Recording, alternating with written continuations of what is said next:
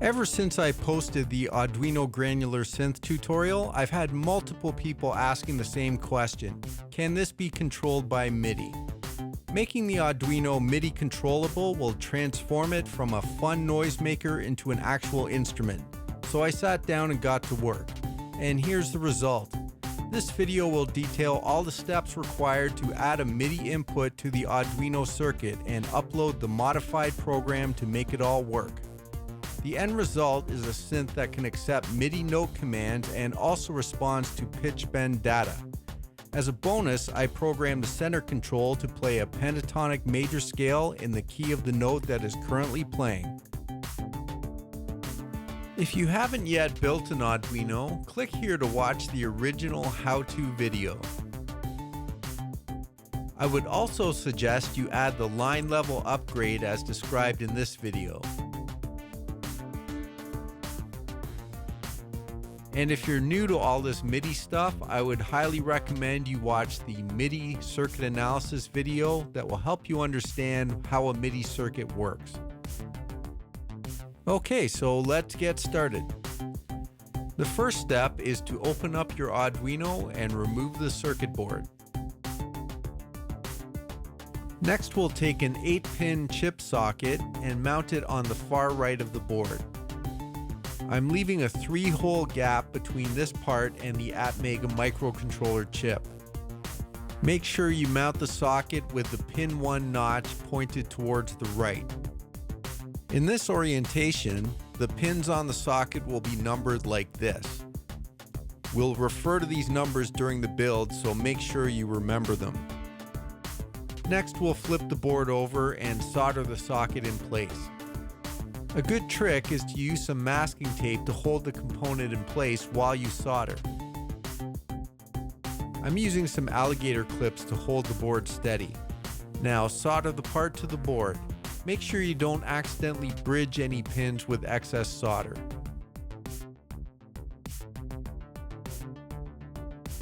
Now we'll use a small jumper wire to connect pin 8 on the socket to the positive rail, and a second wire to connect pin 5 to the ground rail. Once again, we'll use some tape to hold everything in place for soldering. When you're done, take some side cutters and cut the leads flush to the board. We'll use this exact same solder and trim technique for the rest of the components on the board. Now we'll take a 4.7K resistor and solder it between pin 7 and the ground rail.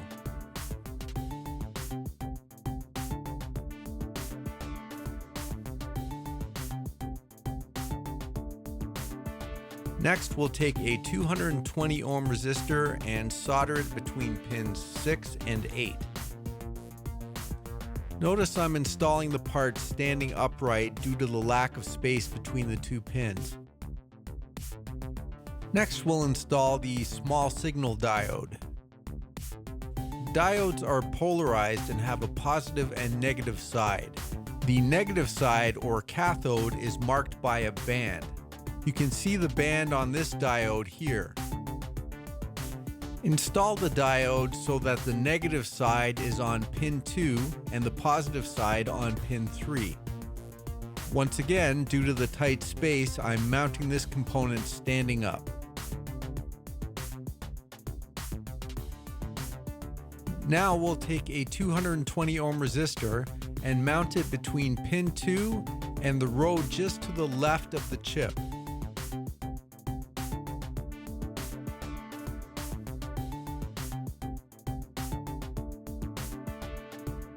Now we're ready to install the MIDI jack. I decided to use this metal panel mount style. To be safe, we're going to remove all the controls from the case. You can leave them all wired together, so this isn't that hard to do.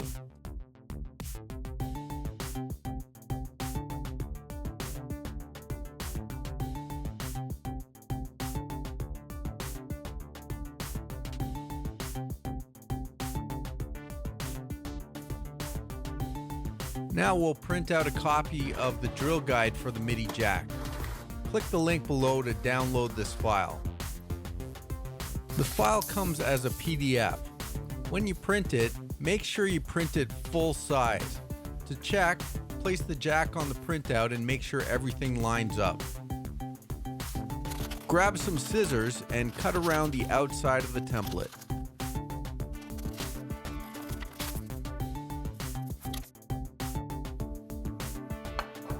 I'm going to mount the MIDI jack on the side of the case opposite the power jack.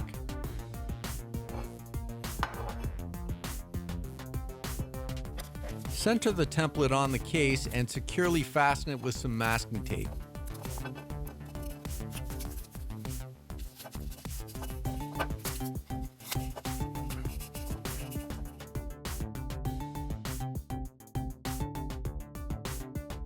Next, I'll take an automatic center punch and carefully mark the center of each hole. The accuracy of these marks will determine how well your MIDI jack will fit, so take your time and be precise. Now we're ready to drill. First of all, securely clamp the enclosure down to your workbench. We're going to use a 1/8 inch drill bit to drill these 3 holes. Carefully place the drill bit in the mark left by the center punch. Start off slowly until the drill bit starts to bite and then full speed ahead.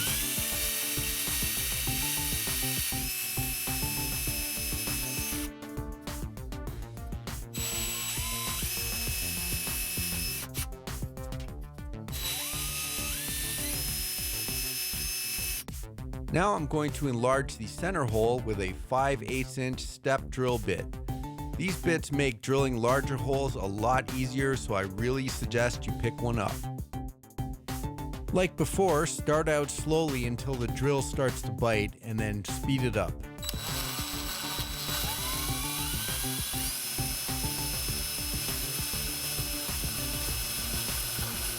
Just make sure you stop when you get to the size you need.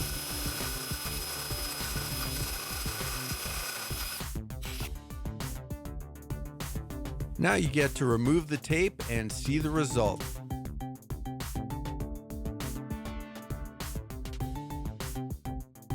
If all went well, the holes should line up exactly.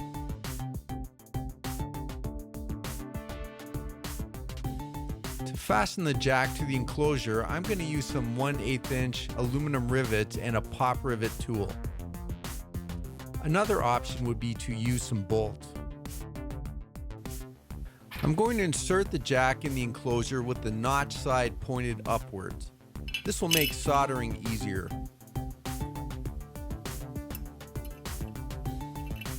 Insert both rivets into the holes to keep the jack lined up.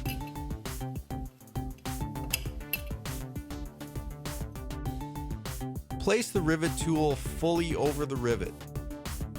Now squeeze the handles 2 or 3 times until you hear the rivet pop. You'll want to hold the jack in place while you're doing this. We'll use the same process for the second rivet. Let's look at it from the inside of the enclosure so you can see what's going on.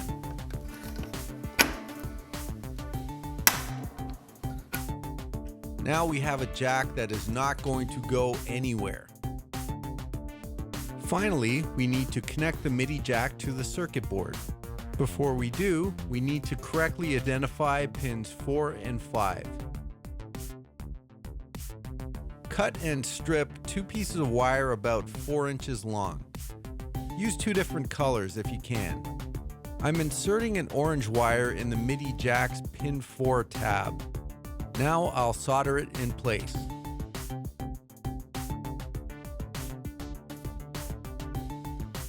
Now I'll connect and solder a red wire to pin 5 on the MIDI jack.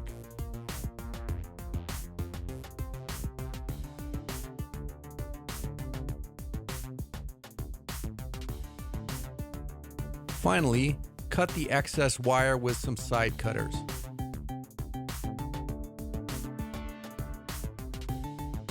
Now back on the circuit board, I'll take the orange wire from pin 4 on the MIDI jack and connect it to the left side of the 220 ohm resistor.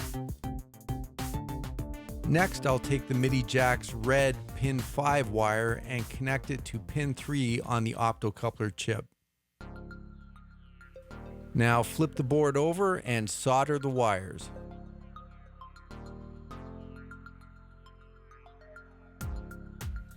Next, we'll connect pin 2 on the ATmega chip to pin 6 on the optocoupler with a piece of wire. Solder the wire in place.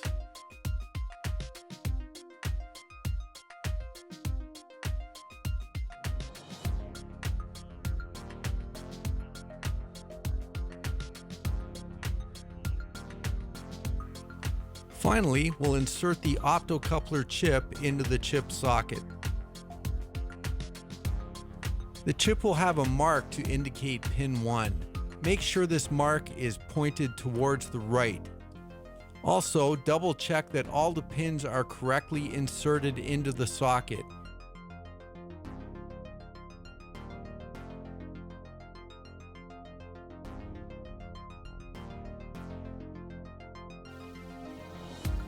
One of the challenges of retrofitting this circuit with MIDI was making it all fit in the existing enclosure, which doesn't have a lot of space for any extra controls. I wanted to come up with a way to change the Arduino's MIDI channel without having to reprogram the chip. We can do this by adding a small 4-position dip switch to the circuit. Adding this part to the circuit is optional. If you leave it out, the Arduino's MIDI channel will be permanently set when you upload the program. So if you don't think you'll ever need to change the channel, you can skip this part. Position the part so that the first 3 switches line up with the last 3 pins on the ATmega chip. The 4th switch is positioned 1 row to the right of the chip. The switch's bottom pins are connected to the ground rail of the board. Also notice that the switch's on side is pointed upwards. Now fasten the part in place, flip the board over and solder it as usual.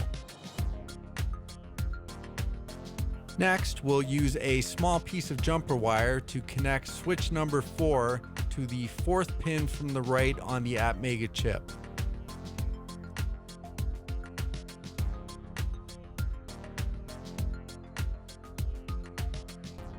Flip the board over and solder the wire in place.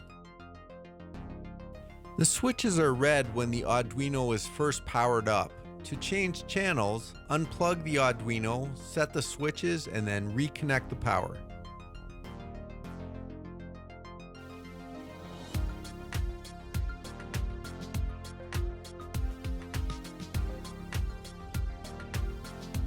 Now that the hardware is complete, we are getting very close to the finish line. The last step is to upload the software to the ATmega microcontroller. If you've been following this series from the beginning, you most likely have a preferred method for programming a bare ATmega chip with Arduino code. Here's a trick that I use during project development that allows me to quickly upload programs to an ATmega circuit using an Arduino board as a programmer. You'll need one of these single-row male header strips with 5 pins. These are referred to as breakaway headers because they can be cut to any length you need. Divide the strip into a 3-pin and a 2-pin header.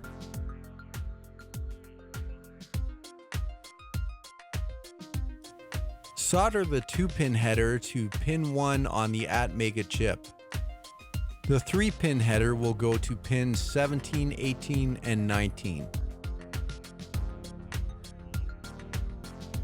Here they are soldered in place.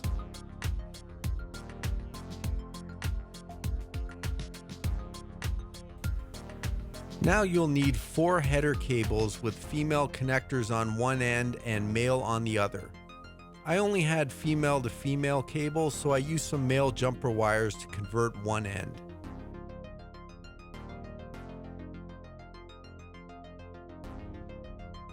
Next, get your Arduino board ready. Take one of the cables and connect pin 13 on the Arduino board to pin 19 on the ATmega chip.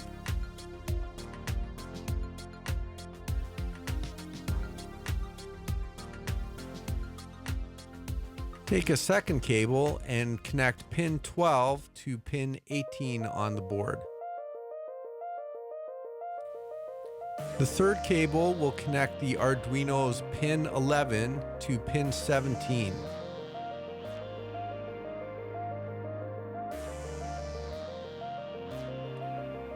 With the last cable, we'll connect the Arduino's pin 10 to pin 1 on the Atmega chip. Finally, we'll need to connect the grounds of the two boards together. I use some alligator clips with a wire inserted in one end. Insert the wire in the ground socket on the Arduino. Connect the other end to any ground point on the Atmega circuit. I'm using the ground terminal on the audio jack. Now your Arduino is ready for programming. The first step is to download the MIDI library and install it in the Arduino software. Do a search for Arduino MIDI library or click the link below to get to the download page.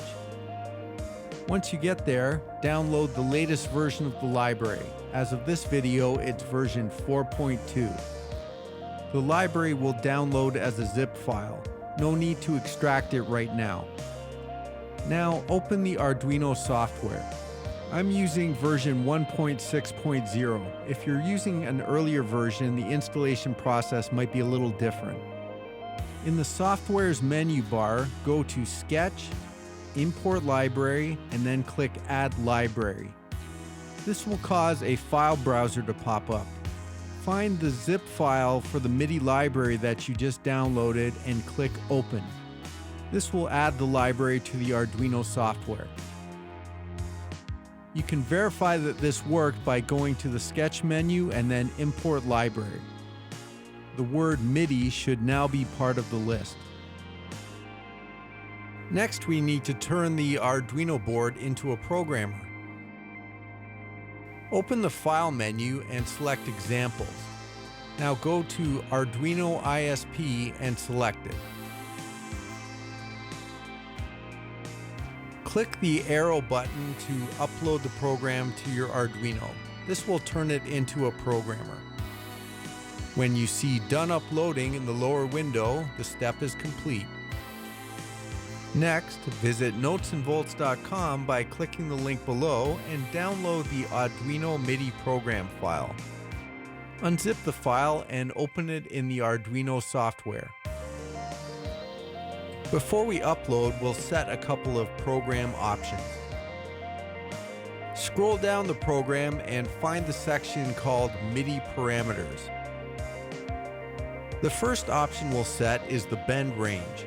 This determines the maximum number of semitones the pitch will bend up and down when you move the pitch bend control on your keyboard. The value can range from 1 to 24. I'll leave it set at 12, which is 1 octave.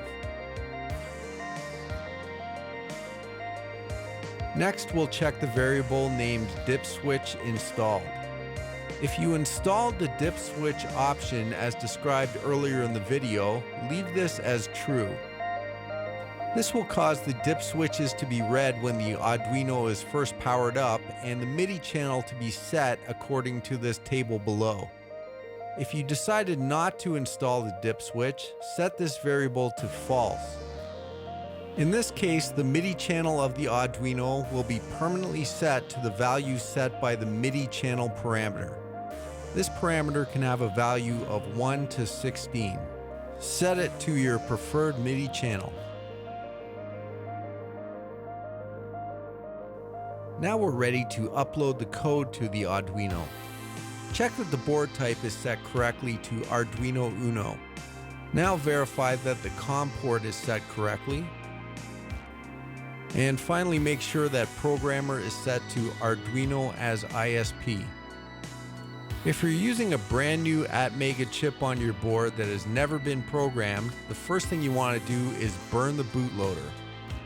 Select Burn Bootloader from the menu to do this.